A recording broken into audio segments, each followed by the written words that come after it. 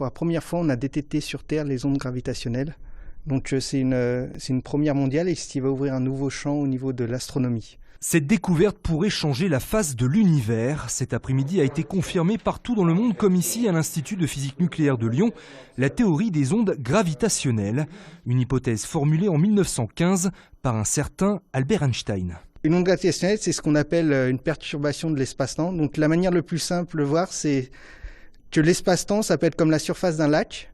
Et à ce moment-là, si on jette une pierre à la surface du lac, donc la pierre, ça peut être une étoile qui explose, ça peut être deux trous noirs qui se rencontrent, ça va créer des ondulations qui vont venir jusqu'à la rive. Donc ça va partir l'origine du phénomène et ça va se propager. Une avancée considérable, fruit de près de 40 ans de coopération entre scientifiques du monde entier. Lyon a d'ailleurs apporté sa contribution en élaborant des éléments clés des nouveaux instruments de mesure permettant d'observer ce phénomène.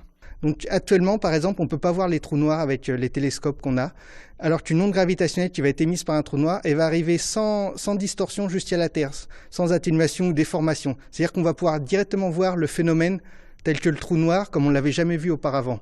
Donc ça va nous ouvrir tout un nouveau champ justement pour étudier l'univers et voir des objets avant qu'on n'avait jamais vus.